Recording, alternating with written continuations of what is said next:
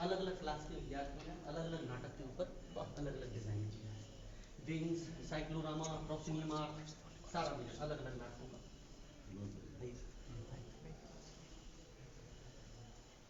विज्ञान सभी तो विद्यार्थी। ये हिमांशु जी का बहुत अच्छा प्रयास है ये जो है प्रैक्टिकल के लिए हाँ। बहुत इम्पोर्टेंट है।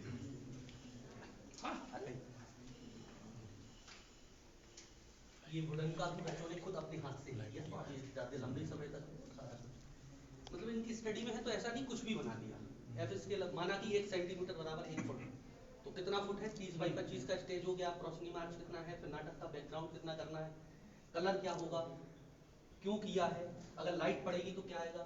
ये हमारी स्टूडेंट देखा इसने रोमियो जूलियट पे बनाया, तो अलग अलग किस किस ढंग से कुछ बच्चों ने लाइट भी दिखाई है। ये प्रसून का है, मतलब सभी बच्चे जिसका क्राफ्ट अच्छा है वो भी, जिसका क्राफ्ट नहीं है लेकिन बनाएंगे सभी आएंगे। ये पिलर होता था, आप पहले आए गुरु जी, तो बच्चों ने फिर एक हमने कहा इसको एक ऐसा टेक्सचर दीजिए हम कोई भी नाटक करें, तो अद्भुत सा हो जाता है कभी कि पेड़ निकल रहा है बाहर सब बच्चों ने। हमारे पास जगह की कमी थी, तो ये स्टोर भी हमने कुछ फ्लैक्स लगा के यहाँ से वो बन गया, और सस्ते जुगाड़ में अंदर स्टोर कर दिया। तो जब नाटक करते हैं ये मेकअप रूम भी बन जाता है, ग्रीन रूम बन जाता है, यहीं से हम एंट्री कर लेंगे, तो यहाँ सामने ऑडियंस आ जाती है। ये हम लोगों ने स्टेज इधर रहता है, स्टेज इधर रहता है, ये विंग्स लग जाती है। ये जो हम लोगों ने इडीपस जो किया था, इसके बाद लगभग हम लोग नेशनल जोनल कम से कम 4 बार जीते हैं फर्स्ट, और प्ले का कॉस्ट अधिक से अधिक 2,500 से 5,000 या 8,000 या 10,000, इससे ज़्यादा नहीं। जोनल, स्टेट, 2 बार नेशनल, रैली फर्स्ट, ये लगभग सब आपके आशीर्वाद से हुआ। एमपी स्कूल में जो है ये सब 35 लाख का होता है प्रोडक्शन। ये मार्शल आर्ट बॉडी मूवमेंट जो मैं सिखाता था, इसके बाद सीन वर्क, एक्टिंग क्राफ्ट, लोक नाट्य, बुंदेली स्वांग।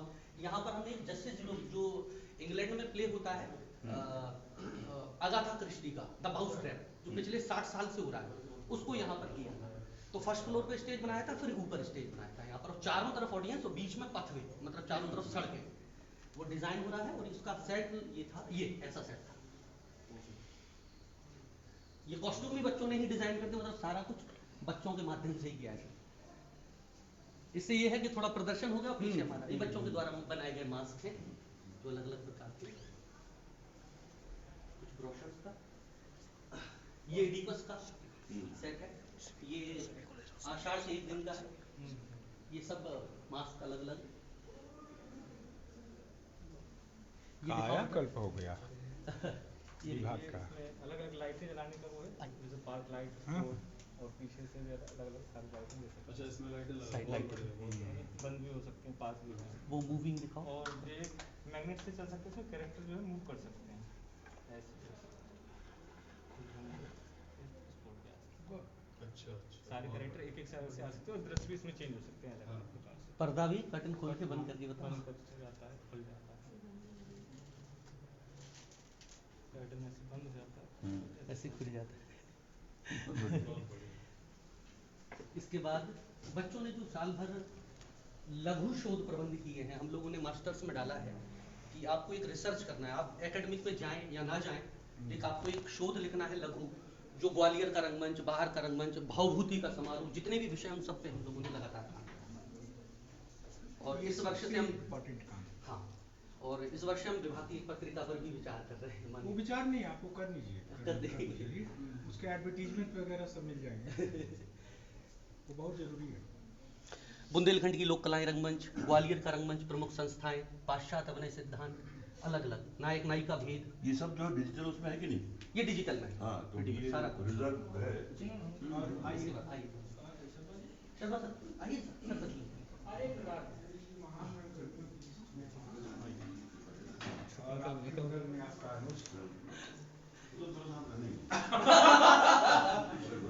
ये एक हुए थे।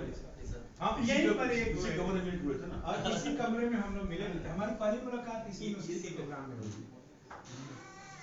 ये बच्चों ने उनके ही क्राफ्ट का वो है, पुरुलिया अच्छा होगा ये मास्क, ये कुछ अच्छा है, और बहुत लाइट वेट है, सब रहता है। हर बात बहुत लाइट वेट है। लीजिए देखिए, बहुत मेहनत पूरा करता हूँ। क्राफ्टिंग, पूरा डिजाइनिंग, वजन नहीं है। लाइब्रेरी लाइब्रेरी जितना भी अल्प संसाधन है उसमें एक्टिंग, ड्रामा, परफॉर्मिंग, ये सब एडिपस का, ग्रीक का हो, प्राप्ति हो, ये सब मतलब एक इसका पेपर रखा है हमने, और बाकायदा उसके नंबर होते हैं, मेकिंग के प्रोसेस के वो रहता है कि आप कैसे बना रहे हो, क्या मटेरियल यूज कर रहे हो, उस मटेरियल के अलावा और क्या एस्थेटिक हो सकता है, कैसे बेहतर और क्या हो, मतलब सारा ऐसा नहीं कि बना लिया, बनाने के पीछे जो थ्योरी है वो करना पड़ेगी। उसके बाद अगर हमने ये कलर रखा है तो उसका कलर का क्या सेंस है, भरत मुनि का क्या अर्थ है, और वेस्टर्न कंसेप्ट में इस कलर को क्या निकल रहा है, अगर लाइट पड़ गई तो ये कलर कैसे बदल जाएगा। ये मपिट भी है बच्चों ने, मतलब जो बिया गुमसुम बत्तोरानी जो आते थे तो बच्चों ने ही किया है। तो ऐसे अलग अलग मतलब ये ऐसी चीज है जो बच्चों को रोजगार दे देगी थिएटर में। जब किसी स्कूल में जाते हैं तो इन चीजों से बड़ा उनको वेटेज मिल जाता है कि हाँ क्राफ्ट जानता है, ये सारी चीजें। और विभाग की बेटा थोड़ी वैसे तो ये बहुत पुराना है सर, 2019 तक का है, लेकिन हम लोगों ने जो गतिविधियां की हैं, मैं अभी कच्चे रंगमंच में हमने खुद ओपन वो तैयार किया, सब अलग अलग दिन से जितनी भी क्लासेस हुई हैं सबका एक विस्तृत डॉक्यूमेंटेशन तो सारा ये अच्छी बात है, ये बढ़िया है। नया इसमें नहीं लगाया, ये सब नया है इसमें 2020 का लगातार और ये ब्रोशर्स वगैरह भी है, ये सब डिजिटल फॉर्म में कर सब लेते हैं, बहुत डिजिटल, अच्छा सारा कुछ ऑनलाइन है।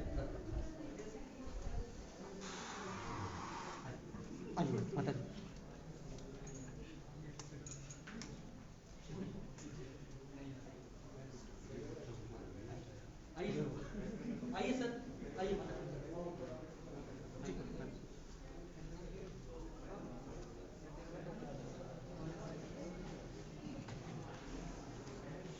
ये गुरुजी थोड़ा सा ये हम भरत मुनि पे जर्जर रिसर्च करते थे उसका एक फॉर्मेट था, इसके अलावा ये क्राफ्ट बाकी हमने ये डिस्प्ले बनाया है क्योंकि राइटर्स तो नाम पढ़ लेते लेकिन जानते नहीं, तो इससे क्या एक सौंदर्यकरण भी हो गया और ये भी जानते कि हाँ कौन एंगल है कौन क्या है। ये हमने कुछ ऐसे भी रखे हैं कि चलिए ग्लैमर भी अगर है तो थिएटर में कौन कौन ऐसे गए हैं,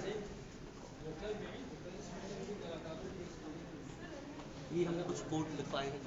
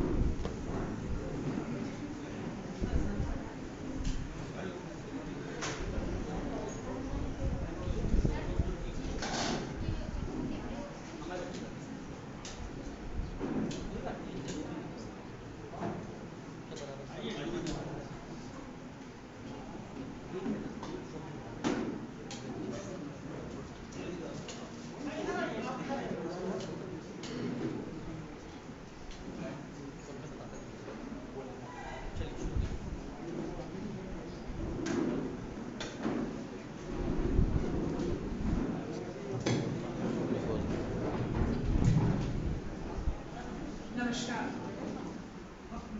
हम रंगमंच से इसलिए प्रेम करते हैं क्योंकि रंगमंच उतना ही पुरातन है जितनी कि मानव सभ्यता स्वयं।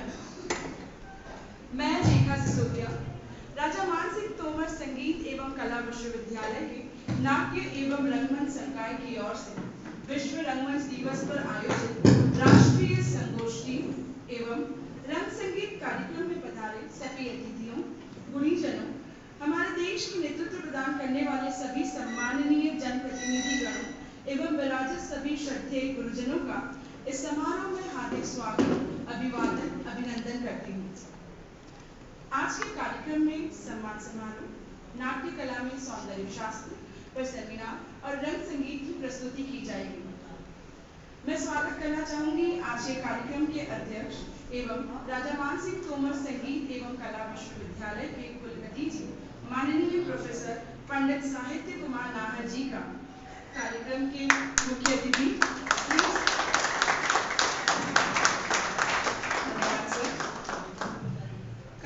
मुख्य अतिथि वरिष्ठ पत्रकार, कला समीक्षक एवं राजनैतिक विश्लेषक माननीय श्री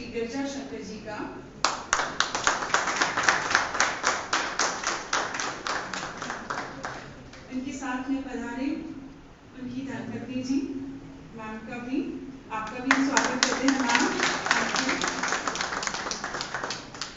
कार्यक्रम के विशिष्ट अतिथि डॉक्टर एस.के. द्विवेदी जी का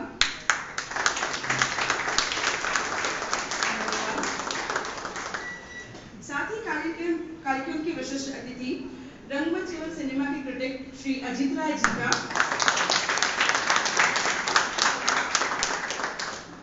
राजा मानसिंह तोमर संगीत एवं कला विश्वविद्यालय के कुल सचिव जी आदरणीय डॉक्टर कृष्णकांत शर्मा जी का, वित्त नियंत्रक श्री दिनेश पाठक जी का,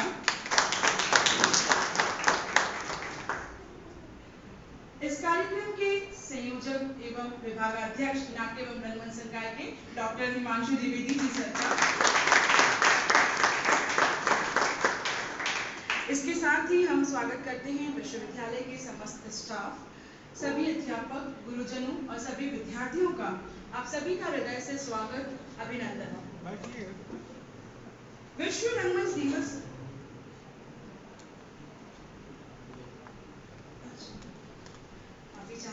साथ ही हम स्वागत करते हैं ग्वालियर के वरिष्ठ रंगकर्मी महाराज होजाई गंबा सिंह जी का एवं प्रदीप दीक्षित जी सर का। धन्यवाद सर।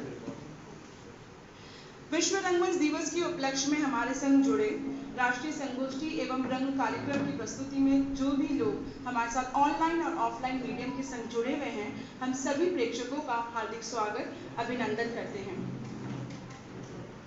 ये कार्यक्रम किसी व्यक्ति विशेष का नहीं, किसी समुदाय विशेष का नहीं है। ये कार्यक्रम आप सभी का है और आपका साथ और आशीर्वाद ही इसकी सफलता है। एक बार फिर से मैं आप सभी का स्वागत, अभिनंदन करती हूँ। मैं चाहूंगी एक बार जोरदार तालियों के साथ सभी का स्वागत किया जाए। धन्यवाद। आप सभी को विश्व रंगमंच दिवस की बहुत बहुत शुभकामनाएं। अंतर्राष्ट्रीय रंगमंच संस्थान द्वारा 1961 में 27 मार्च को विश्व रंगमंच दिवस बनाने की प्रथा शुरू हुई। इस अवसर पर किसी भी देश के एक प्रसिद्ध रंगकर्मी के द्वारा आधिकारिक संदेश जारी किया जाता है और 1962 में फ्रांस के जीन कांटे का पहला अंतर्राष्ट्रीय संदेश जारी किया गया था। विश्व रंगमंच दिवस का मुख्य उद्देश्य रंगमंच को लेकर लोगों में जागरूकता लाना, रंगमंच के महत्व को समझाना। रंगमंच सिर्फ मनोरंजन नहीं करता है, बल्कि सामाजिक मुद्दों के प्रति हमें जागरूक भी करता है। ये बतलाना ही विश्व रंगमंच दिवस की मान्यता है। अब मैं आप सभी अतिथिगण, हमारे अध्यक्ष, हमारे मुख्य अतिथि, विशिष्ट अतिथि, इस कार्यक्रम में मौजूद सभी शिक्षकों से इस कार्यक्रम की शुरुआत करने के लिए अनुमति चाहूंगी। अगर आप अनुमति प्रदान करें तो क्या कार्यक्रम की शुरुआत की जाए? धन्यवाद। धर्म, सभ्यता, साहित्य, संस्कृति, चिंतन और कला में ये परंपरा रही है कि किसी भी शुभ कार्य को शुरू करने से पहले दीप प्रज्वलन किया जाता है, क्योंकि ज्योति ही हमेशा प्रतीक मानी गई है सफलता की। और अगर इसमें मां शारदे का आशीर्वाद सम्मिलित हो जाए तो कार्यक्रम की 100% सफलता निश्चित है। कहते हैं मानव मन में एक दिन में 60,000 से अधिक विचार आते हैं और उसमें से 70% विचार जो है वो नकारात्मक होते हैं। और हमारी संस्कृति में यही नकारात्मक विचारों को अंधकार माना गया है। केवल सकारात्मकता की ओजस से, विनम्रता की दिव्यता से और प्रेम के उजाले से ही इसे दूर भगाना संभव है। इसीलिए किसी भी उत्सव या आयोजन के पहले वातावरण की कलुषता तथा अंतर्मन की नकारात्मकता को दूर करने के लिए हम दिव्य ज्योति का प्रज्वलन करते हैं और कार्यक्रम की सफलता की मंगल कामना करते हैं। हम अनुरोध करेंगे आज के कार्यक्रम के मुख्य अतिथि माननीय श्री गिरजा शंकर जी, कार्यक्रम के अध्यक्ष माननीय कुलपति महोदय प्रोफेसर पंडित साहित्य कुमार जी का, विशिष्ट अतिथि डॉक्टर एस.के. द्विवेदी जी, श्री अजीत राय जी, विश्वविद्यालय के कुल सचिव जी आदरणीय डॉक्टर कृष्णकांत शर्मा जी, वित्त नियंत्रक दिनेश पाठक जी, साथ में वरिष्ठ रंगकर्मी होजाई गंबा सिंह जी महाराज एवं प्रदीप दीक्षित जी और विभागाध्यक्ष डॉक्टर हिमांशु द्विवेदी जी से कि आप सभी मां शारदे के समक्ष दीप प्रज्वलित कर इस कार्यक्रम का शुभारंभ करें।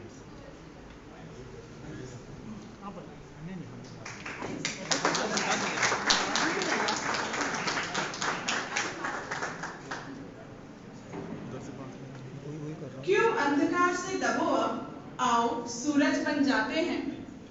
क्यों अंधकार से दबो अब आओ सूरज बन जाते हैं। धरती अंबर के तम तारे जिससे डर के छट जाते हैं। एक नूर बजे रूहानी सा रोशन के आलम हो जाए।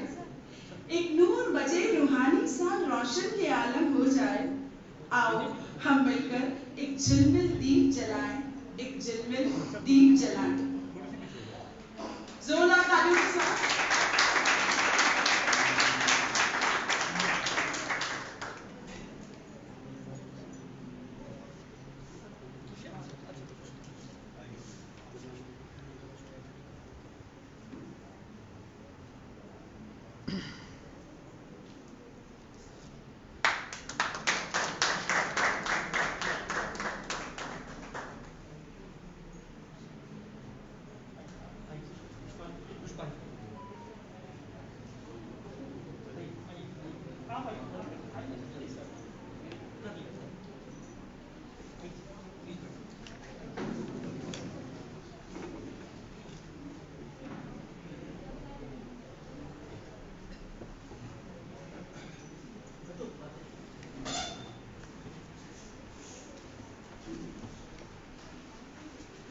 बहुत बहुत धन्यवाद सर। आप सभी से अनुरोध है कि जोरदार हर्षल ध्वनि के साथ इस ओजमयी क्रम का अनुमोदन करें। धन्यवाद। दीप प्रज्वलन के बाद मंच पर विराजमान सभी अतिथियों का हम स्वागत करते हैं। आज के कार्यक्रम के मुख्य अतिथि माननीय श्री गिरिजा शंकर जी के स्वागत एवं सम्मान के लिए हम अनुरोध करेंगे विश्वविद्यालय के कुलपति जी माननीय प्रोफेसर पंडित साहित्य कुमार जी नाहर सरकार की वे शॉल, प्रशस्ति पत्र, मोमेंटो और तुलसी का पौधा देकर हमारे अतिथि का स्वागत करें। साथ ही हम निवेदन करेंगे डॉक्टर हिमांशु द्विवेदी सर से कि वे अपनी पुस्तकें जो उन्होंने यूजीसी नेट और रिसर्च में लिखी हैं वे भी हमारे अतिथि महोदय को भेंट करें।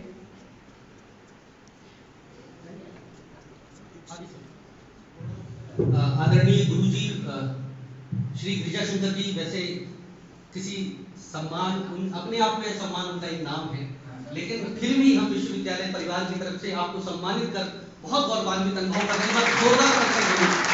ये सिर्फ गिरिजा भैया का सम्मान नहीं, हम सारी रंगकर्म की जो एक परंपरा है उनका सम्मान है। हम सब युवा रंगकर्मियों का सम्मान है। आपसे हम मार्गदर्शन और प्रेरणा प्राप्त करते हैं। जी हाँ, यही मेरी निवेदन था। आइए प्लीज। हाँ, बच्चे देख पाए। माननीय श्री गिरिजा शंकर जी वरिष्ठ पत्रकार, कला समीक्षक एवं राजनीतिक विश्लेषक हैं। आप पिछले 4 दशकों से पत्रकारिता में सक्रिय हैं। लगभग 2 दशकों तक देशबंधु समाचार पत्र में काम करने के बाद 2 दशक से अधिक समय से आप सामाजिक सरोकारों की चिंता के साथ स्वतंत्र पत्रकारिता कर रहे हैं। अखबारों व टेलीविजन चैनलों में राजनीतिक विश्लेषक के तौर पर राजनीति व चुनावों पर आप लिखते व बोलते आए हैं। बस्तर के आदिवासी जनजीवन पर लिखी खबर पर स्टेटमेंट का राष्ट्रीय ग्रामीण पत्रकारिता पुरस्कार, पत्रकारिता में अपने योगदान के लिए राष्ट्रीय एवं अंतर्राष्ट्रीय स्तर के महत्वपूर्ण सम्मानों से सम्मानित और देश में पहली बार फांसी की लाइव रिपोर्टिंग पर इनकी किताब है आंखों देखी फांसी। हम आपको सम्मानित कर बहुत गौरवान्वित महसूस करते हैं सर। बहुत बहुत धन्यवाद।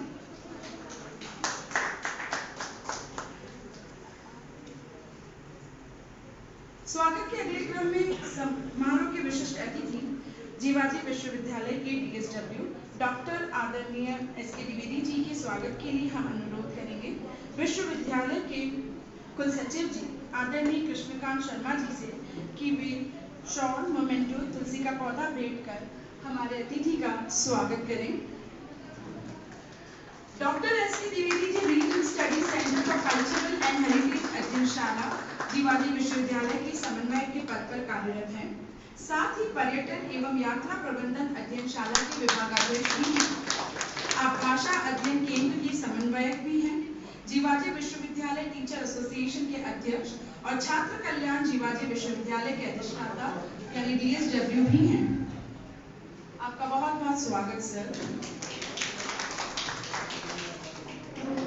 कार्यक्रम के विशिष्ट अतिथि आदरणीय अजीत राय जी के स्वागत के लिए हम अनुरोध करेंगे विश्वविद्यालय के वित्त नियंत्रक जी आदरणीय दिनेश पाठक जी सर से कि आप मोमेंटो तुलसी का पौधा और शॉल देकर इन्हें स्वागत करें। अजीत राय जी वरिष्ठ पत्रकार, फिल्म तथा कला समीक्षक हैं और सभी प्रतिष्ठित हिंदी पत्र पत्रिकाओं में साहित्य, रंगमंच, सिनेमा और संस्कृति के विविध रूपों और बौद्धिक विषयों पर लगातार लेखन करते आए हैं। आपने अभी तक 5000 से ज्यादा लेख लिखे हैं और इनकी जो भी इनोवेटिव रिपोर्ट्स होती है उसके इंडियन पार्लियामेंट में बहस भी की जाती है। कांस फिल्म फेस्टिवल जो कि बहुत ही प्रतिष्ठित फिल्म फेस्टिवल है, वहां पर सर को प्रत्येक वर्ष बुलाया जाता है और स्पेशल प्रेस बैच इनको दिया जाता है और सर की गिनती दुनिया के महान समीक्षकों में की जाती है। आपका बहुत बहुत स्वागत सर। मैं चाहूंगी तालियों में कोई कमी ना रहे।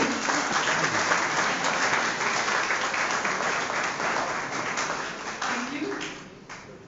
हम अनुरोध करेंगे नाट्य एवं रंगमंच संकाय के विभागाध्यक्ष डॉक्टर हिमांशु द्विवेदी सर से कि आप विश्वविद्यालय के कुलपति जी प्रोफेसर पंडित साहित्य कुमार जी का स्वागत करें। मोमेंटो तुलसी का पौधा नहीं समर्पित करें। सर प्लीज सर आपके आशीर्वाद से बनाए।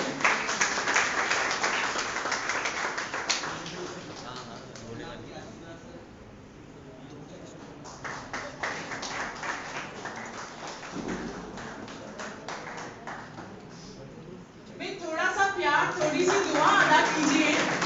थोड़ा सा प्यार, थोड़ी सी दुआ अदा कीजिए। हमारे लिए तालियां बजा लीजिए। Thank you sir. हम अनुरोध करेंगे कर्तव्य डिपार्टमेंट की है डॉक्टर रंजना झा मैम से कि आप विश्वविद्यालय के कुल सचिव जी डॉक्टर कृष्णकांत शर्मा जी का स्वागत मोमेंटो तुलसी का पौधा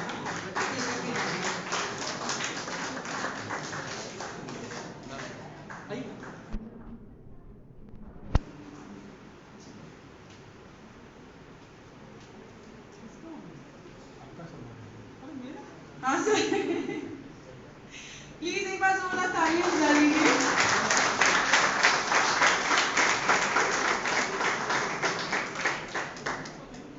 धन्यवाद।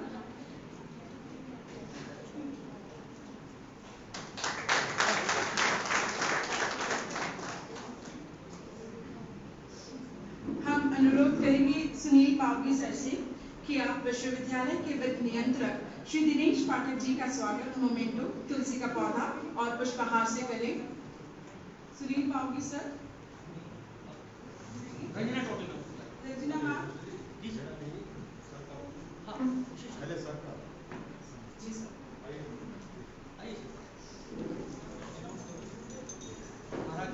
जी जी बिल्कुल।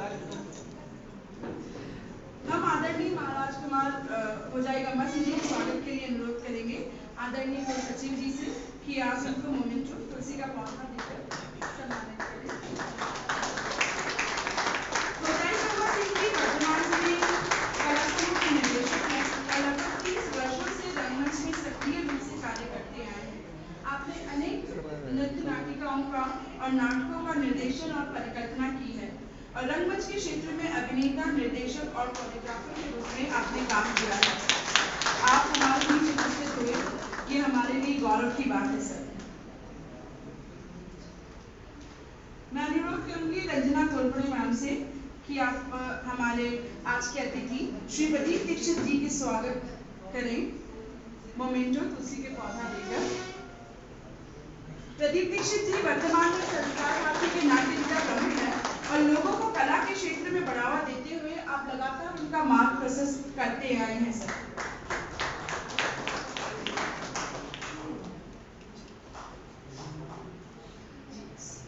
धन्यवाद।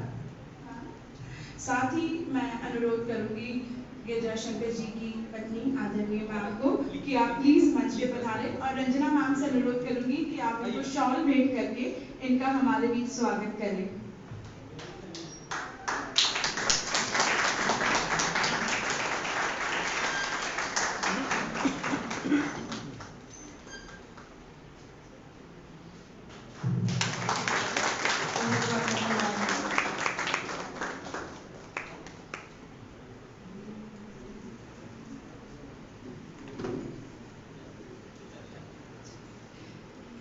एक स्वस्थ समाज सदा से ही मनुष्य के जीवन के लिए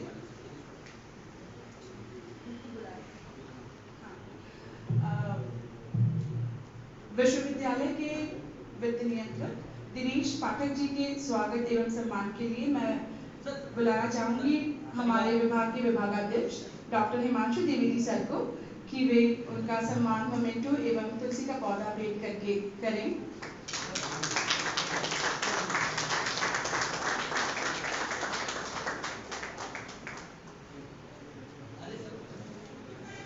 धन्यवाद सर आपका। कार्यक्रम को हम आगे बढ़ाते हैं। एक स्वस्थ समाज सदा से ही मनुष्य के जीवन के लिए अनिवार्य घटक रहा है और एक समाज को आदर्श बनाने में ईश्वर ने सदा ही अपने नेक बंदों को अपना प्रतिनिधि बनाकर भेजा है, जिनके नेतृत्व के बिना ये समाज उन्नति से, उत्थान से और अपनी मौलिकता से वंचित रह जाता है। ऐसे ही ईश्वरीय कार्य को प्रतिनिधित्व करने वाले लोग आज हमारे बीच अतिथियों के रूप में विराजमान होकर इस मंच की शोभा को बढ़ा रहे हैं। कार्यक्रम में उपस्थित सभी अतिथियों और विद्यार्थियों का स्वागत उद्बोधन करने के लिए हम आमंत्रित करना चाहेंगे इस कार्यक्रम के संयोजक एवं नाट्य एवं रंगमंच संकाय के विभागाध्यक्ष डॉक्टर हिमांशु द्विवेदी सर को कि आप पधारें और सभी का स्वागत उद्बोधन करें। Doctor Himanshu Dwivedi sir. बहुत बहुत धन्यवाद रेखा, हमारे विभाग की छात्रा। मैं बहुत दिल से आप सभी को विश्व रंगमंच दिवस की शुभकामनाएं प्रेषित करता हूं। और रंगमंच एक ऐसी सशक्त कला है जिसके माध्यम से समस्त कलाएं उसमें समाहित होती हैं और बहुत ही सौभाग्य और हर्ष का विषय है कि आज हमारे बीच कला मर्मज्ञ दैदीप्यमान नक्षत्र और कला के ऐसे देवतुल्य जिनके सम्मान मात्र से हम अपने आप को गौरवान्वित अनुभव कर रहे हैं, परम आदरणीय गिरिजा शंकर सर हमारे बीच उपस्थित है और सपत्नी धर्मपत्नी सहित उपस्थिति हमारे लिए गौरव की बात है। एक बार जोरदार करते हैं, क्योंकि हम सबको मालूम है कोविड का वो चल रहा था, इसके कारण से परमिशन सब में, लेकिन मैं बहुत धन्यवाद और दिल से प्रणाम करता हूं माननीय कुलपति सर और हमारे कुल सचिव सर, जिन्होंने मेरे निवेदन को स्वीकार किया और नियमों को बताते हुए कि विभाग के सिर्फ छात्र छात्राएं मौजूद रहे और इसका प्रसारण ऑनलाइन करें, इसके लिए मैं आप सब इसका दिल से धन्यवाद भी देता हूं और साथ ही मैं माननीय कुलपति सर का भी दिल से स्वागत वंदन अभिनंदन करता हूं। हमारे बीच विशिष्ट अतिथि के रूप में विराजमान है कला समीक्षक सिने जगत के एक अद्भुत नक्षत्र, जिनका भी हमारे विभाग में ऑनलाइन व्याख्यान भी हुआ था, विजिट भी हुआ था, श्री अजित राय जी। मैं उनका भी दिल से स्वागत वंदन अभिनंदन करता हूँ। इसी के साथ आदरणीय सर जो मूल रूप से कला से है और उसके साथ एक बहुत अच्छे प्रशासक भी हैं और हमेशा जब से वो मैं ग्वालियर आया हूँ मुझे उनका सानिध्य आशीर्वाद मार्गदर्शन प्राप्त हो रहा है। ऐसे परम आदरणीय Shri doctor S K. Dwivedi sir का भी दिल से स्वागत वंदन अभिनंदन करता हूँ, इनका प्रेम आशीर्वाद हमें मिलता है। साथ ही मैं विश्वविद्यालय के प्रशासनिक अधिकारी हमारे वर्धस्थ जिनका हमें प्राप्त हो रहा है आदरणीय कुल सचिव सर डॉक्टर कृष्णकांत शर्मा जी का भी दिल से स्वागत वंदन अभिनंदन करता हूँ। इसी के साथ हमारे वित्त नियंत्रक सर का भी दिल से स्वागत वंदन अभिनंदन करता हूँ, श्री दिनेश पाठक जी का। आपके माध्यम से भी हम सब कला जगत को एक संरक्षण संवर्धन प्रदान कर रहे हैं। साथ ही सम्मानित अतिथि के रूप में विराजमान ग्वालियर के वरिष्ठ रंगकर्मी श्री प्रदीप जी दीक्षित जी भाई साहब, जिनका दिल से वंदन अभिनंदन करता हूँ कि आपका आशीर्वाद प्रेम हमें प्राप्त होता है। एक बार जोरदार करतन दुनिया। साथ ही मैं कला समूह के निदेशक और बहुत लंबे समय से पहले विधा को संरक्षित और संवर्धन प्रदान कर रहे हैं ग्वालियर में, ऐसे महाराज भोजाई गंबा सिंह जी का भी स्वागत वंदन अभिनंदन करता हूँ। आप सभी सुधीजन आज यहाँ उपस्थित हुए और कार्यक्रम की शोभा बढ़ा रहे हैं, इसलिए मैं दिल से विभाग की तरफ से, अपने विश्वविद्यालय के संपूर्ण छात्र छात्राओं की तरफ से और परिवार की तरफ से आपका स्वागत वंदन अभिनंदन करता हूँ। बहुत बहुत धन्यवाद हिमांशु सर। हिमांशु सर की शख्सियत के बारे में मैं कुछ कहना चाहूंगी। ना गिनकर सिखाते हैं, ना तोलकर सिखाते हैं, ना गिनकर सिखाते हैं, ना तोलकर सिखाते हैं। हिमांशु सर जब सिखाते हैं तो दिल खोल कर सिखाते हैं।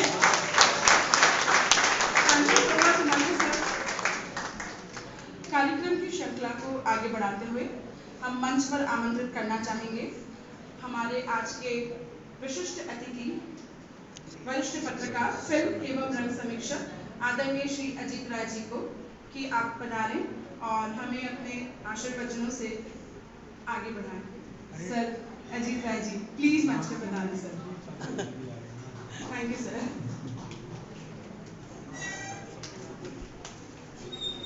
हिमांशु झांसी में भी मुझे ही पहले बुला दिया, यहाँ मुझे पहले बुला दिया। A for Ajit.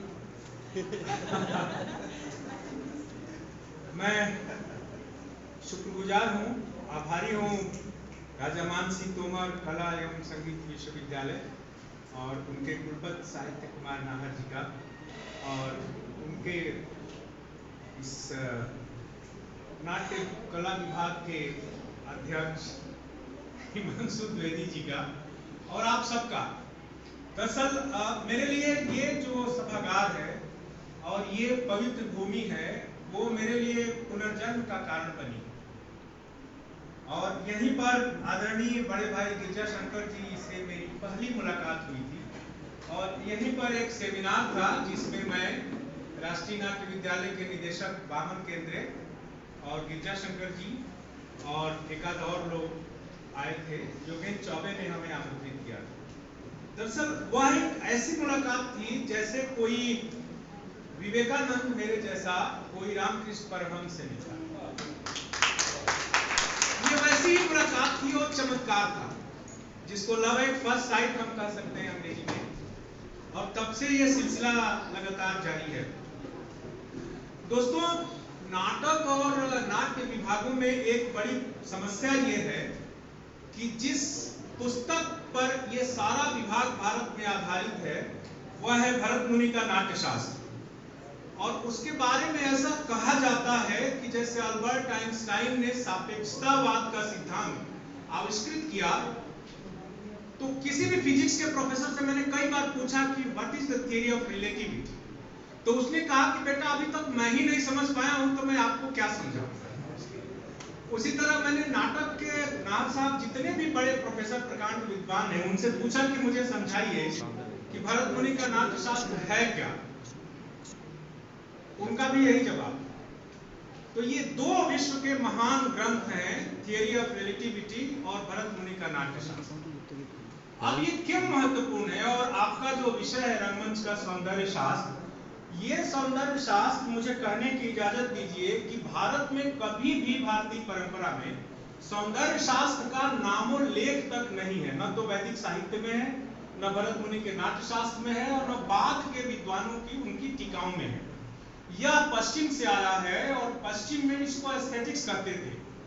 हुआ ये कि जब हिंदुस्तान में ब्राह्मण वर्ग का विरोध शुरू हुआ, ब्राह्मणवाद का, तो हमने बिना जाने समझे भारतीय परंपरा की बहुत सारी अच्छी चीजों को ब्राह्मणों के खाते में डाल दिया और उसको हम भूल गए, और उसके स्थान पर हम पश्चिम से एक आयातित ऐसी विचारधारा ले आए जिसको एस्थेटिक कहते हैं।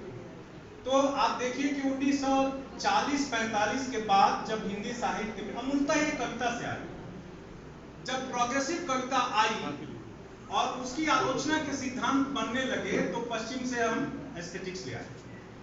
भारतीय परंपरा में रस का विधान और रस का संबंध हमारे मन और चित्त से, और पश्चिम में जैसे डिस्गस्ट एक बहुत बड़ा फैक्टर है और वायलेंस एक बहुत बड़ा फैक्टर है, जिसको हम हिंदी में रौद्र और विभत्स रस कहते हैं, लेकिन आमतौर पर भारतीय परंपरा सत्यम शिवम सुंदरम पर आधारित है। और इसका प्रमाण आपको रामायण और महाभारत के आख्यानों में मिल जाता है, और उसकी कथाएं हजारों हजार रूपों में पूरे भारतीय समाज में रामायण और महाभारत का नाट्य मंचन जो होता रहा है, उसमें वो रस विधान को आप अच्छे से देख सकते हैं। क्योंकि हमारे यहाँ अलग है। जैसे मान लीजिए हम किसी भी बच्चे को मंच पर ले आए और कहें कि ये राम है, तो हम मान लेते हैं कि वो राम है, यानी कि we don't go for physical casting. पश्चिम में ऐसा नहीं है। पश्चिम में उसे राम लगना चाहिए, वो राम की तरह दिखना चाहिए, क्योंकि हमारा देश भाव प्रधान देश है, तो हम भावना में रहते हैं। अब रंगमंच का सौंदर्य शास्त्र क्या होगा? रंगमंच का सौंदर्य शास्त्र मित्रों, अंकुर जी ने इसमें बहुत बड़ी किताब लिखी है रंगमंच का सौंदर्य शास्त्र, और वो भी लिखी है कि भरत मुनि के जो नाट्य शास्त्र को आज के संदर्भ में हम कैसे देखें और कैसे उसका आकलन करें। क्योंकि पूरा विश्व एक वसुधैव कुटुंबकम में एक विश्वग्राम है, तो हम स्तानिस्लावस्की और बर्टोल्ड ब्रेख्ट और पोलैंड के ग्रोटोस्की और अमेरिकन ब्रॉडवे थिएटर की सारी मान्यताओं से अलग नहीं रह सकते। तो उसको कैसे हम समाहित कर सकते हैं कि उस भावना को अपने मन और चित्त से भीतर ग्रहण करें, तब सौंदर्य शास्त्र बनेगा। यदि बनेगा तो मेरी जानकारी में अभी तो हिंदुस्तान में कोई भारतीय परंपरा का कोई सौंदर्य शास्त्र नहीं बना, क्योंकि उसमें बहुत बड़ा अंतर है, अंतराल है पश्चिम के एस्थेटिक्स और भारतीय परंपरा के सौंदर्य शास्त्र में, रस सिद्धांत में। तो जो भी रस सिद्धांत हमारे ऋषि और मुनियों ने प्रतिपादित किया यहाँ पर, उसमें क्या है, पंचम वेद कहा गया भरत मुनि के नाट्य शास्त्र को। वो इसलिए कहा गया कि ब्रह्मा ने भरत मुनि से कहा कि एक ऐसा वेद की, ऐसी वेद की रचना की जाए जो समस्त जन के लिए, यानी कि वेदों के बारे में कहा गया कि इसे शूद्रों को नहीं पढ़ना चाहिए, ऐसा कहा जाता, लेकिन भरत मुनि का नाट्य शास्त्र ने कहा कि नहीं, सबको किया जाए, तो पंचम वेद हुआ। और उसके पीछे मूल अवधारणा ये थी मित्रों कि देवताओं को रोने का अधिकार नहीं होता। देवता जो है वो रो नहीं सकते, लेकिन अभिनेता तो रोता है मंच पर। हम मनुष्य हैं तो हम रो सकते हैं। तो इसलिए भरत मुनि ने देवताओं से श्रेष्ठ माना रंगकर्मियों और अभिनेताओं को, क्योंकि उनको देवताओं से एक स्तर की सर्वोच्चता प्राप्त थी कि वो रो सकते थे। दूसरी जो सर्वोच्चता, जो सुपीरियरिटी आई अभिनेताओं को और रंगकर्मियों के लिए भरत मुनि के अनुसार, वो थी कि केवल अभिनेताओं को यह अधिकार दिया गया कि वो मंच पर मरने के बाद फिर से जीवित हो सकते थे। आज तक दुनिया में कोई नहीं मरने के बाद जीवित होता, लेकिन भरत मुनि ने उनको यह अधिकार दिया और नियति को विंग्स बनाया। तो नियत और मरकर जी उठना, ये जो ताकत रंगकर्मियों को दी भरत मुनि ने, यहीं से हमारे भारतीय सौंदर्य शास्त्र की आधारशिला बनती है। चूंकि यह बहुत विराट विषय है और इस पर इतने संक्षेप में और इस तरह से बात नहीं हो सकती, इसके लिए वर्षों साधना करनी पड़ती है। तो मैं सबका आपका आभारी हूँ और स्वयं को गिरिजाशंकर जी के साथ बैठकर और भाभी के साथ बैठकर और कुलपति जी की अध्यक्षता में गौरवान्वित महसूस कर रहा हूँ। धन्यवाद। बहुत बहुत धन्यवाद अजीत सर। आपने बिल्कुल सही कहा कि हमारी भारतीय परंपरा जो है वो सत्यम सुंदरम शिवम पर टिकी है और उसी सिद्धांत का हम जो है अब तक अनुपालन करते आए हैं। और आपके लिए कहना चाहूंगी कि रंगत नहीं आती यहाँ संगत जो मिली आपकी, रंगत नहीं आती यहाँ संगत जो मिली आपकी, चहु और फैला नूर सा क्यों शख्सियत है आपकी। जोरदार तालियां। धन्यवाद सर।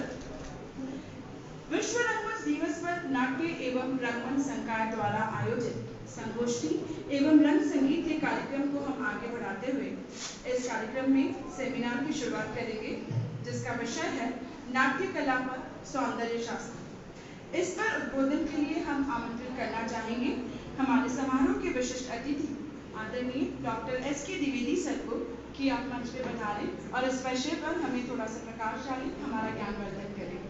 आदरणीय डॉक्टर एस.के. द्विवेदी सर।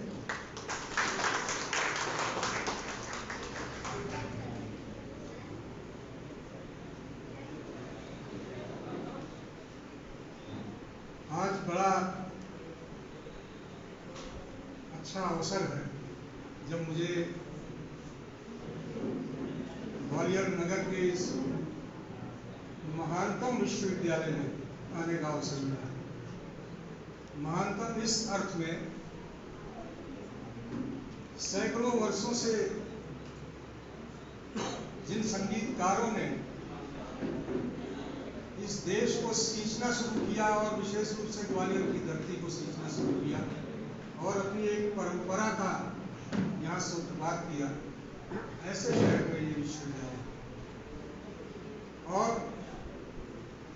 इस विश्वविद्यालय के माननीय कुलपति जी जो इस कार्यक्रम की अध्यक्षता कर रहे हैं, प्रोफेसर पंडित साहित्य कुमार नाहक जी,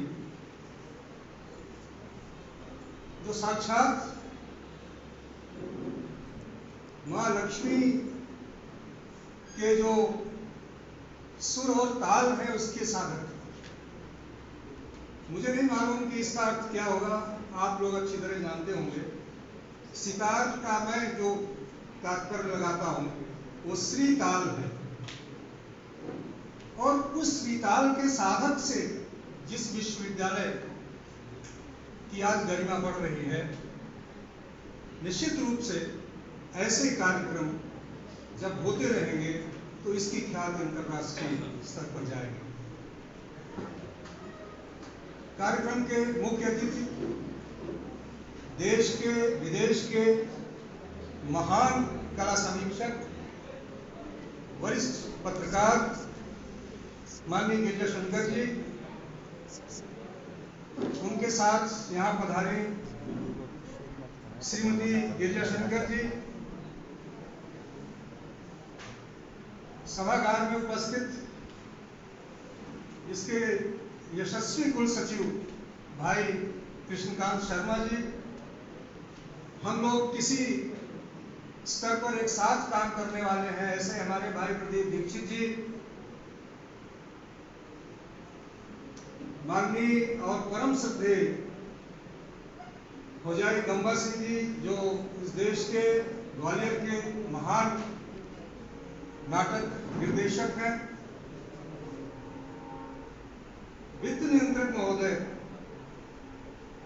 श्री गिरीश पाठक जी, दिनेश पाठक जी, सॉरी, और इस सभागार में हमारे परम मित्र अशोक आनंद जी, और इस सारे कार्यक्रम के सूत्रधार जो रंगमंच विभाग के अध्यक्ष हैं, मैं अनुज जी कहूंगा, बहुत ही प्रतिभाशाली हैं, डॉक्टर हिमांशु द्विवेदी जी। सभागार में उपस्थित प्रिय छात्रों, छात्राओं और विश्वविद्यालय के कर्मचारी, बंधु भगिनी, सभी को मेरा नमस्कार है। अभी अजीत जी ने बहुत अच्छे शब्दों में यहाँ नाट्य कला और सौंदर्य शास्त्र के संबंध में अपनी बातें कही। मित्रों, सौंदर्य शास्त्र तो हमारे जीवन में रचा बसा है। हमारे दिन की शुरुआत, हमारे व्यावहारिक जीवन की शुरुआत ये नाट्य से होती है। शायद हम कहीं उसके अभिज्ञान में चूक गए, उसकी व्याख्या नहीं कर सके, उसको एक अलग प्रतिष्ठा नहीं दे सके, और सौंदर्य शास्त्र के रूप में उसको इस देश में प्रतिष्ठित नहीं कर सके। आप देखिए, ऋग्वेद में एक उषा सूक्त है, अनेक सूक्त हैं, उनमें एक उषा सूक्त भी है। इस उषा सूक्त में जो ऋचा आती है, आप समझ सकें तो अच्छी बात है। यत् सिद्धिते गणा इमे छदयन्ति मधक्तये परिचित द्वस्कयो गधुर्गतो राघो अहनयम सुजाते अश्वसूनृते। यहां ऋचाकार क्या कहना चाह रहा है? वो ये कहना चाह रहा है कि उषा जो है, जो सूर्य निकलने के पहले की जो स्थिति है, जो आभा मंडल होता है, वो सूर्य की प्रेयसी है, और सूर्य उसका नायक है। वो सूर्य अपनी प्रेयसी का अनुगमन करता है, और जैसे जैसे आगे वो बढ़ती है वो उसके पीछे हो लेता है, और एक ऐसा अवसर आता है जब सूर्य और उषा दोनों एकाकार हो जाते हैं।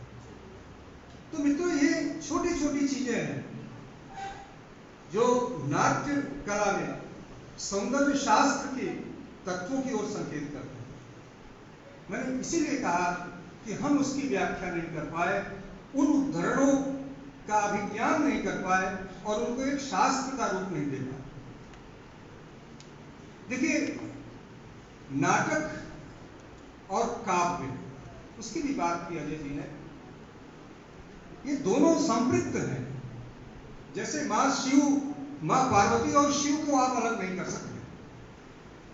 रघुवंशम का पहला ही श्लोक है, वागर्थाविव संपृक्तौ वागर्थ प्रतिपत्तये जगतः पितरौ वंदे पार्वती परमेश्वर।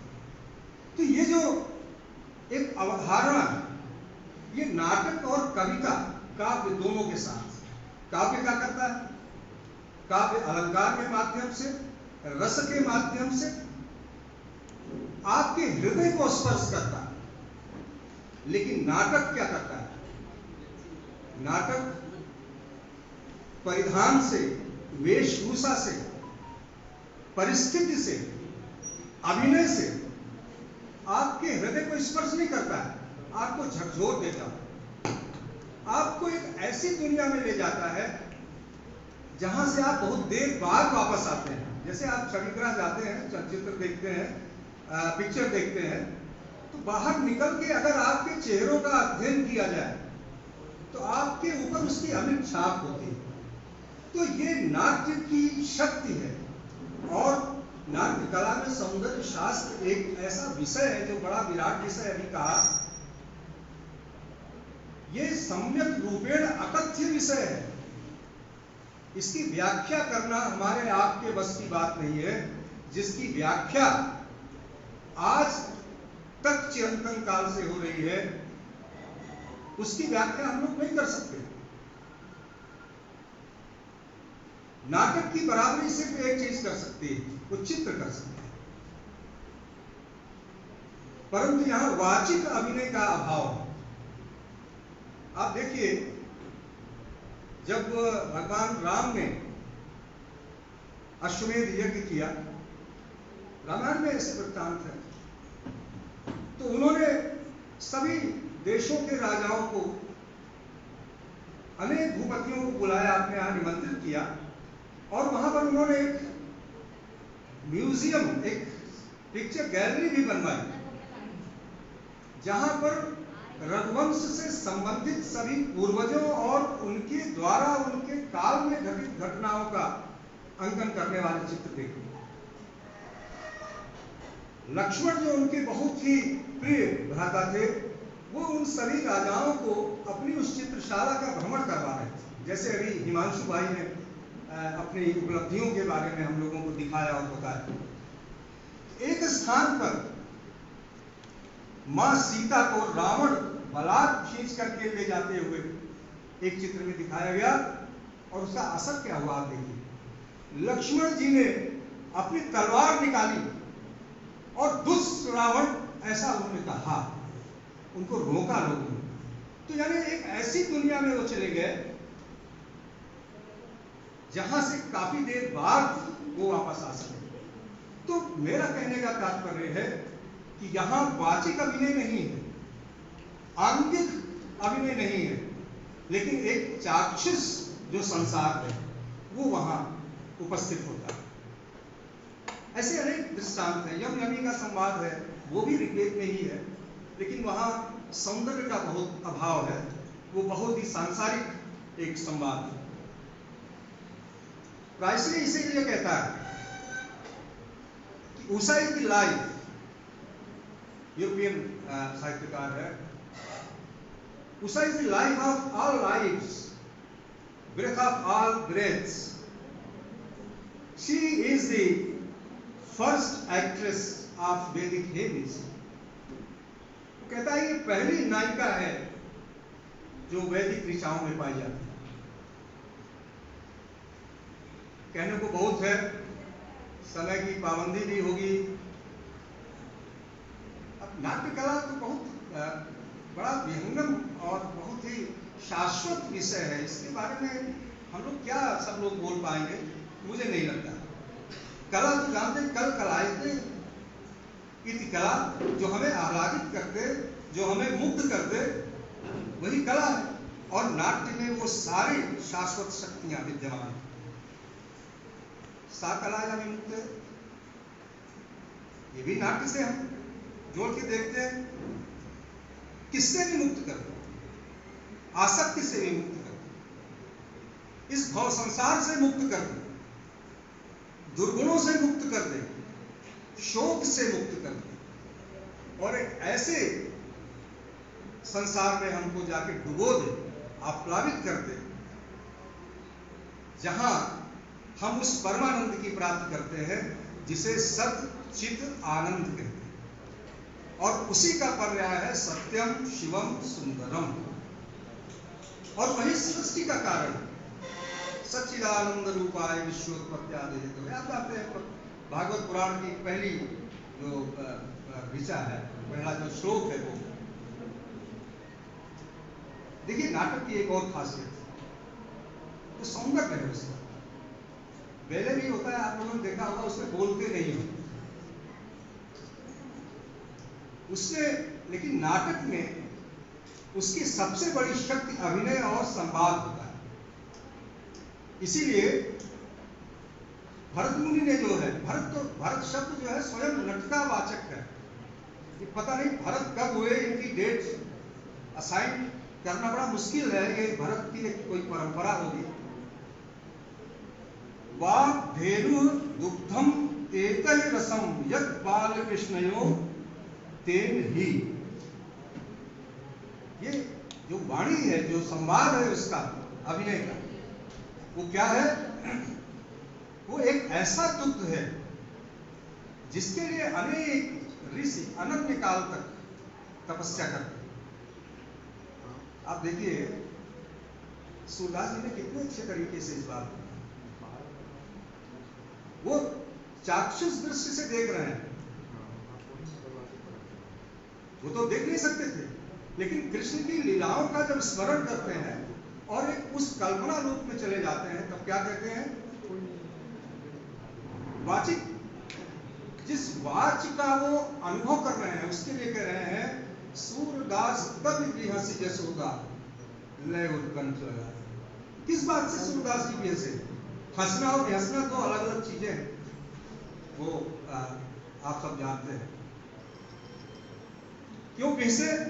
क्योंकि ऐसी तोतली आवाज में भगवान कृष्ण अपनी मां से अपनी गलतियों की सफाई दे रहे थे, अपनी की गई लीलाओं की सफाई दे रहे थे कि सूरदास जैसा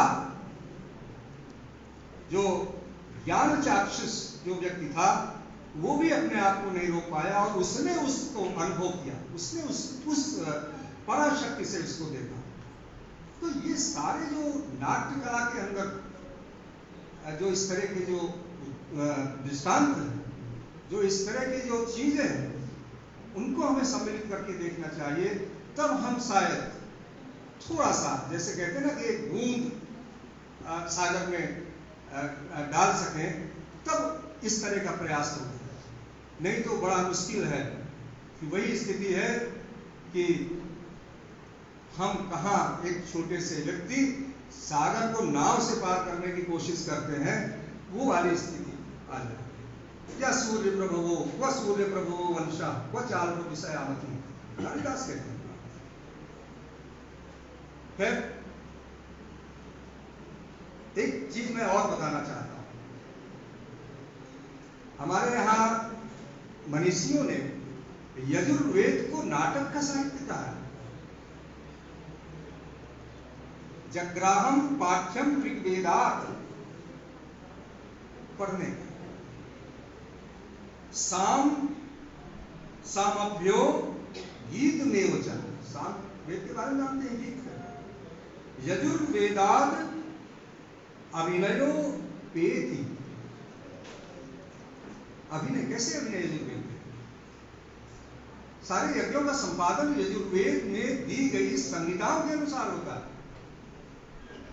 इसलिए जो है ये धारणा हम न मन में रखें कि हमारे यहाँ अभिनय और नाटक को महत्व बहुत बाद में मिला, बहुत पहले से मिला। मैंने कहा कि अभिज्ञान के अभाव में हम लोग अभी भी भटक रहे हैं। और शायद कुछ दिनों में आप जैसे मनस्वी जो यहाँ बैठे हुए हैं, पढ़ने वाले छात्र छात्राएं और प्रोफेसर, ये सब लोग उस दिशा में काम कर पाएंगे।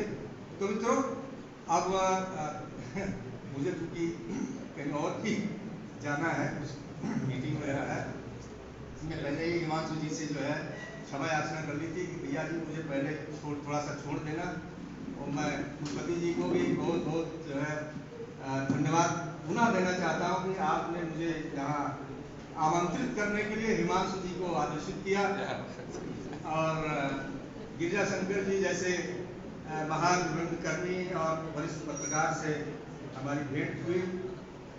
प्रदीप भाई मिलते रहते हैं, भौजाई गंगा सिंह जी और अजय भाई साहब से तो मैं आज तक नहीं मिला था, तो बड़ा मुझे ये दर्शन लाभ हुआ, और भाभी जी से भी कम से कम मुलाकात हो गई। 2 लाभ मुझे आज मिल गए, जिनकी प्रेरणा से इतने बड़े वरिष्ठ पत्रकार बने।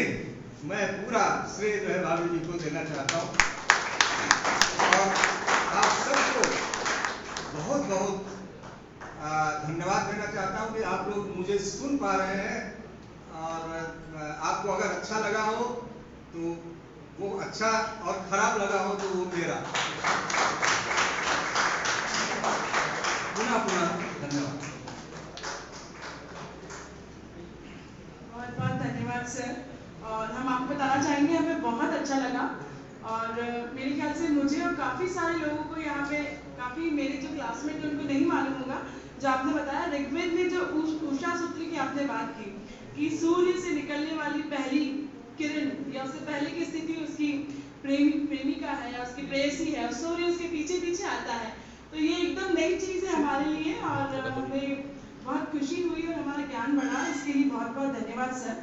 आपके लिए कहना चाहेंगे हम कि कपड़ों को तो इत्र से भी महंगा लेते हैं, कपड़ों को तो इत्र से भी महंगा लेते हैं, पर आपके तो किरदार से भी खुशबू आती है।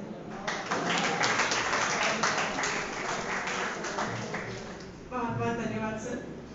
कार्यक्रम को हम आगे बढ़ाते हुए अब हम मंच पर ऐसी शख्सियत, ऐसे व्यक्तित्व को आमंत्रित करना चाहते हैं जो किसी भी परिचय के मोहताज नहीं है, जिन्होंने अपनी सकारात्मक सोच, अपनी दूरदृष्टि और अपने करिश्माई नेतृत्व से इस समाज को अनन्य सौगातें दी हैं। मैं उनको नमन करते हुए उनके लिए ये पंक्तियां उनको समर्पित करना चाहूंगी। हथेली पर सूरज उगाता है, हथेली पर सूरज उगाता है, सुना था आज देख लिया। उम्मीद मिले तो मन हवा में उड़ जाता है, सुना था आज देख लिया। आप यहाँ पधारे, हमारे हौसलों को तो पंख लग गए मानो, नेक बंदों में खुदा नजर आता है, ये सुना था आज देख लिया। मैं मंच पर आमंत्रित करना चाहूंगी हमारे कार्यक्रम के मुख्य अतिथि माननीय श्री गिरजा शंकर जी को कि आप मंच पर पधारें और सेमिनार के विषय नाट्य कला में सौंदर्य शास्त्र पर हमें मार्गदर्शन प्रदान करें और इस पर अधिक प्रकाश डालें। माननीय श्री गिरजा शंकर जी।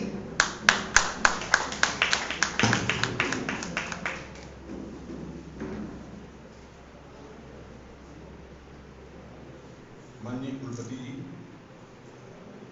आपका, हिमांशु जी का, विश्वविद्यालय परिवार का और आप सबका मैं हृदय से आभार व्यक्त करता हूँ।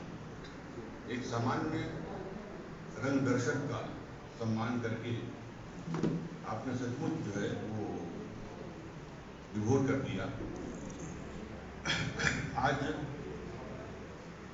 अंतर्राष्ट्रीय रंग मंच दिवस मना रहे हैं हम लोग। जब भी किसी दिवस मनाने की बात आती है तो मुझे परछाई जी की बात याद आती है।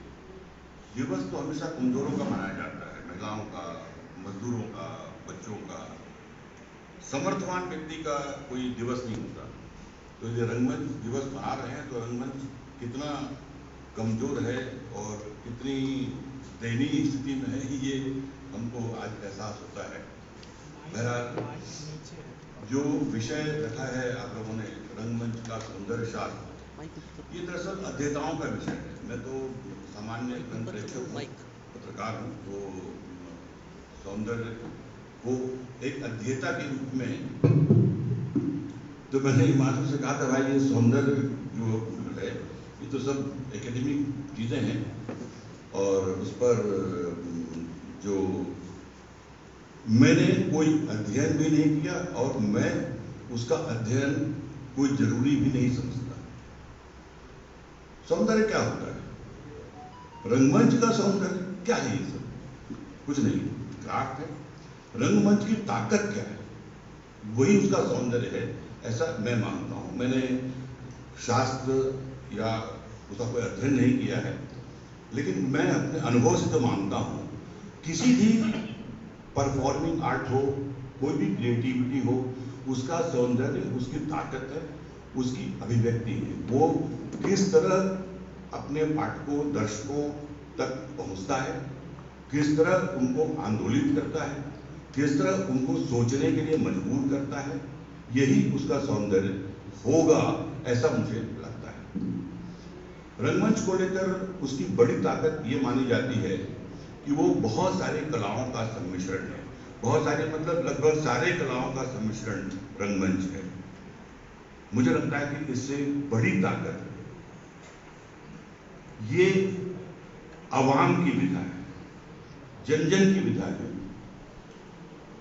रंगमंच जाति, संप्रदाय, धर्म, किसी तरह का विभेद नहीं करता और सबको साथ लेकर एक सामूहिकता के साथ जीवन कैसे जिया जाए, और ऐसा जीवन जिसमें रचनात्मकता हो, जिसमें कहीं हम निर्मित कर रहे हैं कुछ, वो जीवन जीने का जो एक आधार रंगमंच में मिलता है, वो शायद उसकी ज़्यादा बड़ी ताकत है। जैसा अजीत जी ने कहा और सभी बताते हैं कि सभी पंचम वेद है और इसको इसलिए रचा गया कि बाकी जो वेद हैं वो कुछ कुछ वर्गों के लिए उनकी निषिद्धि है, और यही एक वेद है या यही एक शास्त्र है या यही एक विधा है जो सभी के लिए है। तो ऐसे जनतांत्रिक विधा का होना और जन जन की विधा होना, जन जन तक पहुंचना, मैं समझता हूं कि इस नाटक के सौंदर्य को या सौंदर्य के शास्त्र को इसी रूप में देखने में मुझे थोड़ी सुविधा होती है, और मुझे लगता है कि इसके साथ जो चुनौतियां हैं रंगमंच की, वो हम समझने की कोशिश करते हैं। कैसे रंगमंच को हम केवल स्वांतः सुखाय का माध्यम न बनाएं, केवल ये मनोरंजन का विषय नहीं है, बल्कि एक बहुत गंभीर सामाजिक कर्म है जो इसको बाकी अन्य कलाओं से अलग करता है। इसकी सार्थकता इसी में है कि जब हम रंगमंच को अधिक से अधिक लोगों तक जोड़ते हैं, पहुंचाते हैं और अपनी बात को इस तरह रखते हैं कि एक बड़ा समुदाय दर्शकों का उसके साथ अपने आप को एकाकार करता है, तब रंगमंच का जो जिस सौंदर्य की बात आप कर रहे हैं मुझे नहीं मालूम, लेकिन जिस सौंदर्य को मैं समझ रहा हूं वो निखर के उठता है। किसी विश्वविद्यालय में या नाट्य विभाग में जहां पर नाटक सिखाया जाता है, वहां नाटक के ताकत, नाटक के सौंदर्य, नाटक की जिम्मेदारी को लेकर एक दोहरा भाव सामने दिखता है। एक तरफ उनको नाटक पढ़ना है और दूसरी तरफ नाटक करना है। कहीं ऐसा न हो कि पढ़ते पढ़ते नाटक करना भूल जाए या नाटक करते करते पढ़ना भूल जाए। इन दोनों के बीच जिस खूबसूरती से सामंजस्य बनाकर इस विश्वविद्यालय का नाट्य विभाग हिमांशु के नेतृत्व में काम कर रहा है, वो अद्भुत है। हमने उनका काम देखा और इस विश्वविद्यालय में नाट्य विभाग में आना मेरे लिए पहली बात नहीं है। जब भी मौका मिलता है मैं आता रहता हूँ, संवाद करता हूँ, बात करता हूँ, उनका काम देखता हूँ। तो जो दृष्टि है, एक जो नेतृत्व करने वाला नाटक जो है वो बेसिकली जो नेतृत्व करने वाला है उसकी क्षमता, उसकी सोच, उसके विजन पर बहुत कुछ निर्भर करता है, सामूहिक क्रिया होने के बावजूद। तो इस बात का मुझे हमेशा एहसास हुआ कि हिमांशु जितनी गंभीरता से, जितनी तल्लीनता से, जितने शास्त्रीय तरीके से नाटक पढ़ाने की तरफ ध्यान देते हैं, वो एक क्षण भी ये नहीं भूलते कि इनको नाटक भी कराना है, और इसीलिए इनके परफॉर्मेंस आप देखिए, वो एक अलग, ऐसा लगता नहीं कि ये पढ़ने वाले बच्चे नाटक करने वाले बच्चे हैं। हम ये भी देखते हैं कि विश्वविद्यालयों में, नाट्य विभागों में जो एक भीड़ नौजवानों की आ रही है, ये बिल्कुल सही है। उसमें बहुत सारे लोग जो हैं वो रंगकर्म करने के लिए नहीं आ रहे हैं, वो नौकरी पाने के लिए आ रहे हैं, क्योंकि अब रंगकर्मियों की नौकरी की गुंजाइश धीरे धीरे बढ़ रही है। अभी नई शिक्षा नीति में भी इस बात का उल्लेख है, और अभी सुझाव भी मांगे गए हैं बहुत सारे जो थिएटर के लोगों से, कि थिएटर को किस तरह नई शिक्षा नीति में स्थान दिया जाए जिसमें कि थिएटर को बढ़ावा मिल सके। मैं इसको गलत नहीं मानता। यदि वो नौकरी करने के लिए भी थिएटर सीखने आ रहे हैं, तो मेरे लिए तो वो रंगदूत पैदा हो रहे हैं। वो जहां भी जाएंगे, बैंक में जाए, स्टील प्लांट में जाए, कहीं और जाए, रहेंगे तो वो रंगकर्मी ही, और रंगकर्म का संदेश ही वो फैलाएंगे। इसलिए ऐसे विभागों की अपनी एक सार्थकता है। जो बात मुझे लगता है कि रंगकर्म को लेकर जिस गंभीरता की जरूरत होनी चाहिए है, और जो हमको भाषाई रंगमंच में देखने को मिलती है, मैं ऐसा महसूस करता हूं कि हिंदी रंगमंच अभी उसमें बहुत पीछे है। अभी भी शौकिया तौर पर, स्वांतः सुखाय तौर पर ही हिंदी रंगमंच हो रहा है। उसके पेशेवर होने की बहुत जरूरत है। जब तक वो रंगमंच पेशेवर नहीं होगा, जब तक रंगमंच से रंगकर्मी की आजीविका नहीं चलेगी, जब तक वो रंगमंच को समाज में और विधाओं की तरह एक बहुत सम्मानजनक स्थान नहीं दिला पाएगा, तब तक उसका सौंदर्य अधूरा रहेगा। और उस सौंदर्य को पूरा करने, बढ़ाने और उसको श्रीवृद्धि करने में हम आप सबको बहुत बहुत गंभीरता के साथ काम करने की जरूरत है। मैं यहाँ आकर बहुत अपने आप को गौरवान्वित महसूस कर रहा हूँ। इस अवसर पर जो ग्वालियर शहर में जो थिएटर कर रहे हैं, उन लोगों से भी संवाद करने का मौका मिला जो आमतौर पर नहीं मिलता, और आप सब लोगों का जो सानिध्य मिला, खासकर कुलपति जी का। कल हिमांशु जी के प्रोग्राम में मैं पहले पहुंच गया था, कुलपति जी देर से आए, तो कुलपति जी आ रहे हैं ये मुझे नहीं मालूम था। मैं कमरे से बाहर निकला, गेट से आप आ रहे थे, बिना किसी परिचय के मुझे ऐसा लगा कि कुछ बहुत अच्छा सा अनुभव होता है, वो हुआ। कौन हो सकता है, क्या हो सकता है? तो जो एक मिलने के बाद उनके अपने एक कला साधक के साथ साथ एक उच्च पद में बैठे प्रशासक के साथ साथ जो विनम्रता मैंने देखी, वो दुर्लभ है। और मैं उनको प्रणाम करता हूँ, आभार व्यक्त करता हूँ, और आप सबके प्रति आभार व्यक्त करते हुए धन्यवाद ज्ञापित करता हूँ।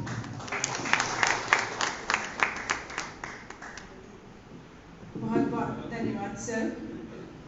आपका मार्गदर्शन, आपका आशीर्वाद हमें यूं ही मिलता रहे, और आपके सानिध्य में जिस तरह से कई रंगकर्मियों ने अपने कार्य को आगे बढ़ाया, हम चाहेंगे कि वैसे ही हम भी आगे बढ़ें। आपका एक बार फिर से बहुत बहुत स्वागत, धन्यवाद। सेमिनार विषय पर प्रकाश डालने के बाद हम अनुरोध करेंगे ओजमई व्यक्तित्व के धनी कार्यक्रम की अध्यक्षता कर रही विश्वविद्यालय के कुलपति जी माननीय प्रोफेसर पंडित साहित्य कुमार नाहर सर का कि आप यहाँ पधारे और हमें आशीर्वचन प्रदान करेंगे। माननीय कुलपति सर, प्लीज जोरदार तालियां सर के लिए।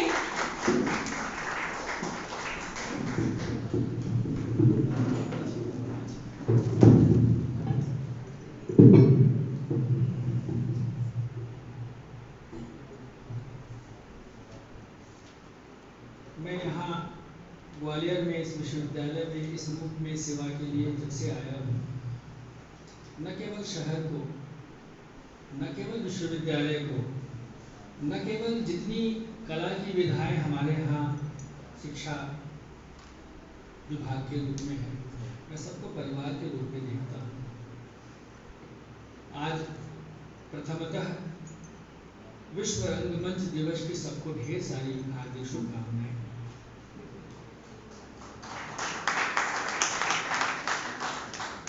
आज के आयोजन के हमारे मुख्य अतिथि माननीय श्री गिरिजा शंकर जी ने मेरे लिए जो बातें कही, मैं भावुक हो गया।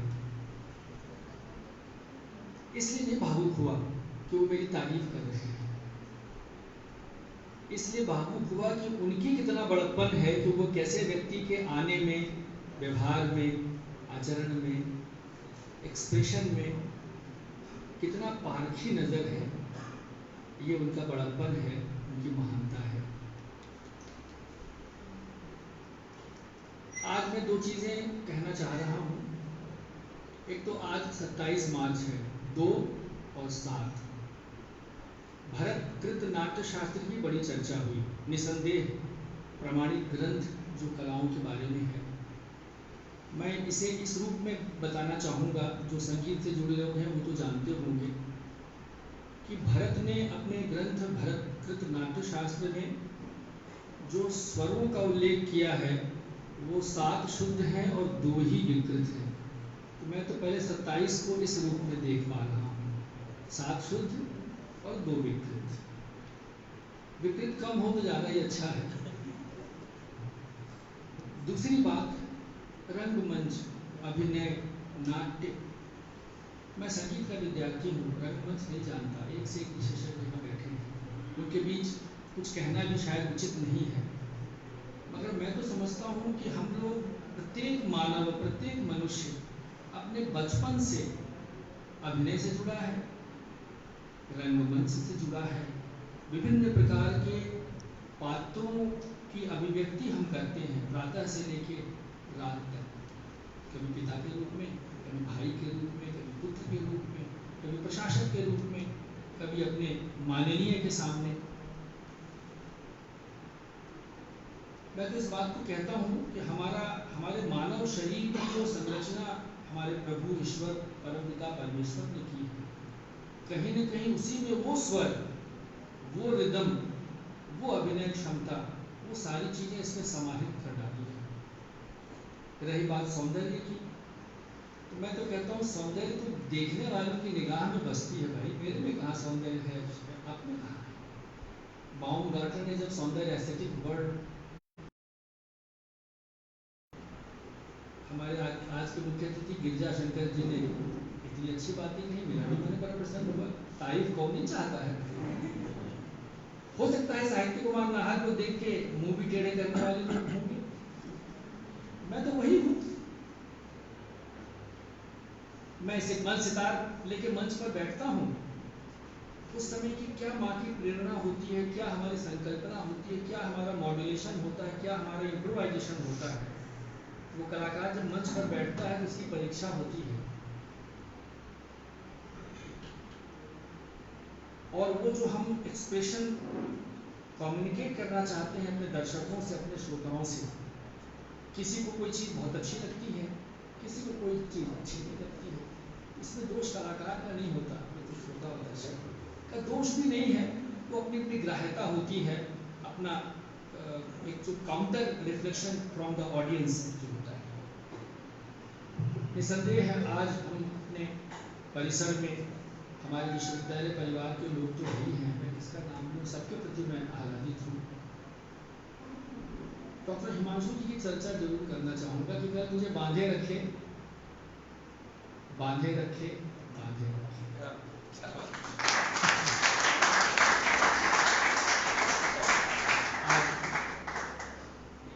इस विश्वविद्यालय में आकर सेवा करने का जो सौभाग्य मुझे मिल रहा है जीवन के सर्विस के अंतिम चरण में, जहाँ संगीत भी है, गायन है, स्वर वाद्य है, नृत्य की विधाएं हैं, रंगमंच है, चित्रकला है, मूर्ति कला है, कला कला कला कला कला कला का एक ही लक्ष्य है, आनंदानुभूति, आत्मानंद। कलाकार अपने दिल को निचोड़ के रख देता है मंच पे कि हमें अगर किसी से साक्षात्कार करना है तो उस परम ब्रह्म से करना है, परम ब्रह्म से करना है। सिर्फ आनंद, सिर्फ आनंद, सिर्फ आनंद। और हमारे बीच से अशोक आनंद जी भी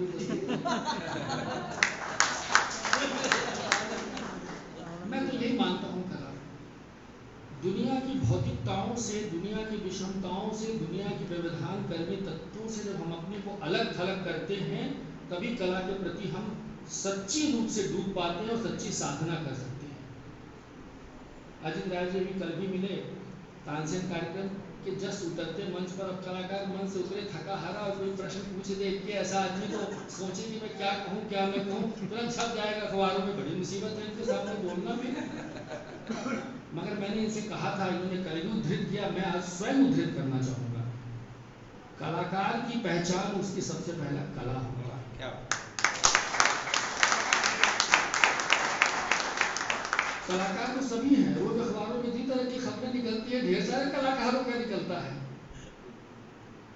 मगर सच्ची कला वही है वो जो हमें परम ब्रह्म से साक्षात्कार कराए, जोड़े और असीम आनंद की तरफ हमें ले जाए, वही कला है। फिर से रंगमंच दिवस की बधाई, आयोजन के लिए बधाई, शुभकामनाएं और इतने सम्मानित अतिथियों को अपने बीच पाकर मैं आह्लादित हूँ। सबके प्रति आभार, धन्यवाद, बहुत बहुत धन्यवाद। लगे हाथ, होली की भी असीम शुभकामनाएं, रंगारंग शुभकामनाएं आपसे।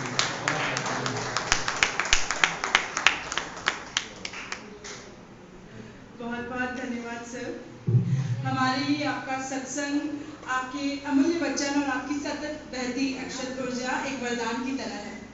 इस ऊर्जा की सहायता से हम जरूर अपने चरित्र का नवनिर्माण कर पाएंगे। और अत्यंत विनम्रता के साथ आपको प्रणाम करते हुए कहना चाहेंगे कि सितारों की मुट्ठी में दबाकर हम चांद से बात कर लेंगे।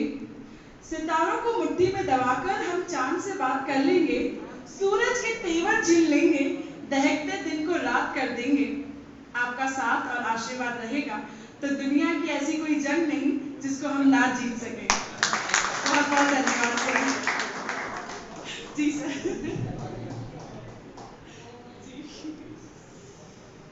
मैं वक्ता तो नहीं हूँ, आपका नाम रेखा जी की जो कंपेयरिंग है उसे देख के मुझे अपने पुराने दिन याद आए।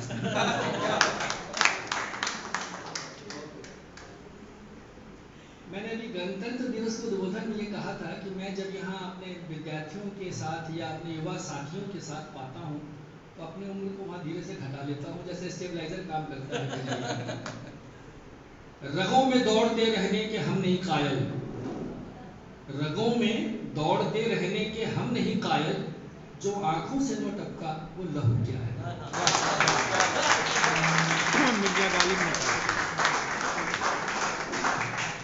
बहुत धन्यवाद सर, थैंक यू। और कार्यक्रम को हम आगे बढ़ाते हुए हमारे बीच हमारे आज के अतिथि श्री अशोकानंद जी मौजूद हैं और आदरणीय अशोकानंद जी सर, उनके स्वागत के लिए हम अनुरोध करेंगे विश्वविद्यालय के कुलपति जी माननीय प्रोफेसर पंडित नाहर कुमार जी सर का कि आप मोमेंटो तुलसी के पौधे से उनका स्वागत करें। अशोकानंद जी ग्वालियर के वरिष्ठ रंगकर्मी हैं। माफी चाहेंगे सर, माफी चाहेंगे। अशोक आनंद जी राजा मानसिंह तोमर संगीत एवं कला विश्वविद्यालय की विद्या परिषद के पूर्व सदस्य रहे हैं। इसके अलावा संस्कार भारती के पूर्व प्रांतीय उपाध्यक्ष और तानसेन संगीत समारोह की स्थानीय समन्वय एवं चयन समिति के भी सदस्य रहे हैं। लगभग 4 दशकों से शास्त्रीय एवं संगीत, नृत्य, ललित कलाओं और लोक कलाओं के प्रति सहज रहकर उनके संवर्धन और प्रोत्साहन के लिए ये लगातार कार्य करते रहे हैं। हम आपको अपने बीच पाकर बहुत ही गौरवान्वित महसूस कर रहे हैं सर, आपका बहुत बहुत स्वागत।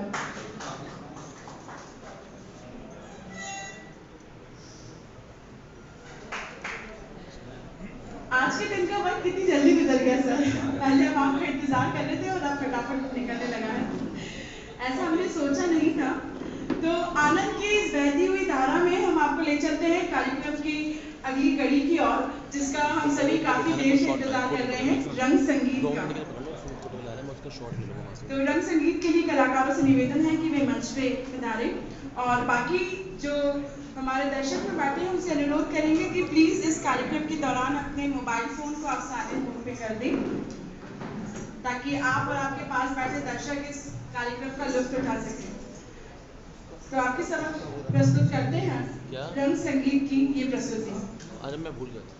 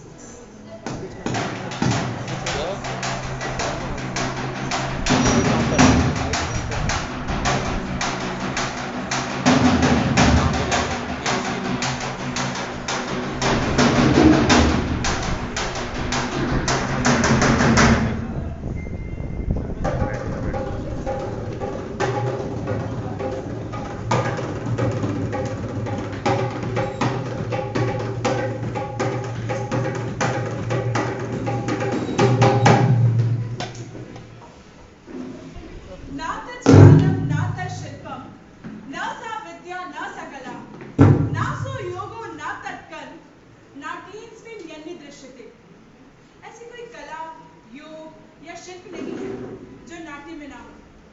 विलियम शेक्सपियर ने भी कहा है, all the world is a stage. भूमिका निभाई। कभी भावनाओं की अभिव्यक्ति है संगीत, तो कभी आत्मा का परमात्मा से मिलन है संगीत। कभी बंधन है, तो कभी मुक्ति है।